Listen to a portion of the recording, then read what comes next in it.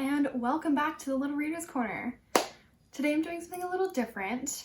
I am going to talk about how you can still support authors during this really wild and uncertain time while still staying on a budget, because I know a lot of people have had to either reduce hours, have lost their jobs, have had to completely change their circumstances because of what's going on in the world with COVID-19. And that makes spending money on things like books and other bookish related content a little bit hard, but we still of course want to support the authors out there because they are in very similar situations as we are. So I've made a little list of things that we as creators or readers can do to still support authors while we ourselves may be on a budget. So let's get into them. First off, let me start off by saying, do not pirate books.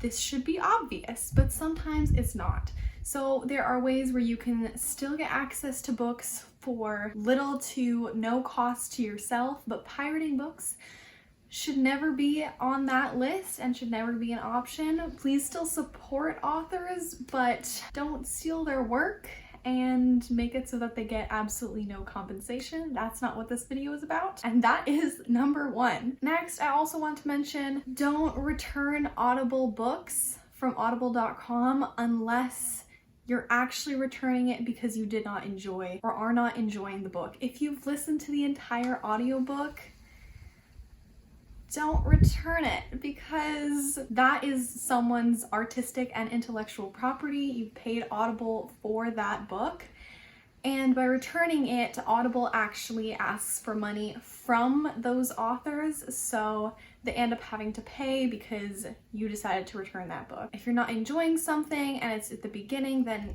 yes, of course, return it, pick something else that you might enjoy. But if you read the whole thing, don't do that. And now let's get into some ways that you can actually help authors. So first off, you can start up a blog or a YouTube channel or another kind of social media platform where you talk about books, you discuss books that you have enjoyed, and you can tag authors in positive, not the negative, reviews, let them know, direct people where they can find the book, and basically just utilize the platform that you have to promote authors. That is a great way that you can still boost those authors, and it can really help them. Another thing you can do is to request ARCs. So those are advanced reader copies, and you can especially do that for books that have now been delayed, that are coming out later just because the publishing industry has decided that it might not be a good time for them to be released right now, so their publication date has been pushed back, which means this gives people more time to review those advanced reader copies and to release their reviews into the world and to get some more excitement for other people about these books. So it's a great time to educate people about what kind of books are out there and what things you have really enjoyed in the past couple weeks. And along those lines, a great thing that you can do is rate and review books on Goodreads. Even if it's just a sentence or two saying how you really enjoyed the characters or how an author dealt with a difficult subject matter, or something really cool that you enjoyed from the book, that's really helpful to authors because readers will look on their Goodreads or the Barnes & Noble or the Amazon or another reviewing site to see what people thought of the book. And if they see that you really enjoyed it for one reason or another, that will really help them decide if they want to purchase that book. So even if it's just a few sentences, those kinds of reviews can really help out authors. So now, how can we still access books if we want to stay on a budget, we can't afford to purchase a lot of books right now, and we still want to be reading, we still want to support authors? Well, there are actually quite a few apps out there that can help you out. The one that I want to talk about primarily is Libby. So Libby is an app, and I think it primarily operates within the United States. So I'm not sure about many other countries, but almost every state in the United States is connected on Libby. So you can go on Libby, download the app, and you just put in your library card. If you cannot currently go to a physical library right now, you can call, and so far I've had a lot of success with my own personal library, with them being able to provide card details for maybe a lost library card, a card that has expired, or if you want to get a new one. During this time, they're being really lenient about that. A lot of library systems have transferred online, so you have access to digital books, ebooks, and audiobooks, and you can find them on Libby. So I have 2 library cards. I have one for Washington State and one for Hawaii State, and both of them are on my Libby account, and you can see what kind of books they offer. Both Washington State and Hawaii have quite a few books that they offer on there. You will find most books that you want to read available on there. They have a wide selection, and basically you just see what the wait time is for a book. It's usually not too long unless it's a huge new release.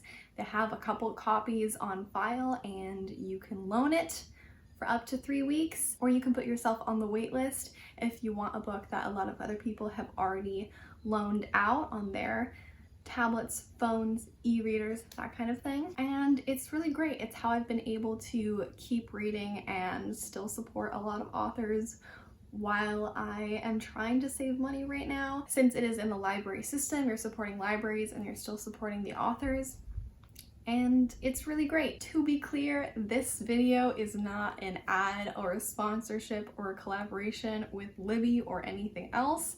I'm just trying to help out you or anyone else who might be watching this, and we can kind of figure it out together because we're all trying our best, and that's all we can do. Then of course, if you have the funds to pre-order books that you're really excited to read, any anticipated reads for the rest of the year, then of course pre-ordering those books really helps authors out, because that shows the publishing companies that you are interested in their book, and pre-order sales actually goes towards the author's ranking for bestseller lists and things like that, and their first week sales.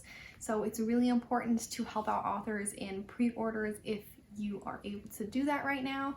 If you aren't, that is absolutely fine. Maybe you can talk about how excited you are to read their book so other people can hear about it and you can spread the news. Also want to mention, don't tag authors in negative reviews.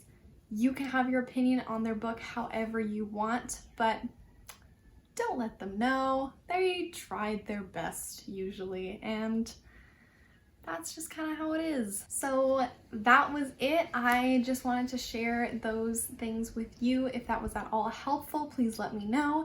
If you have any other resources that you recommend for saving money while also helping authors, you should let us all know down in the comments. These are just some things that I have been doing recently. And of course, they're not a cure-all for what we're currently in, but maybe something out of here helped you out just a little bit, and maybe we can all still help support the authors that we all love reading. Thank you so much for watching. If you enjoyed this video, please feel free to hit that like and subscribe button if you want to see more videos, and you have a great rest of your day. Bye!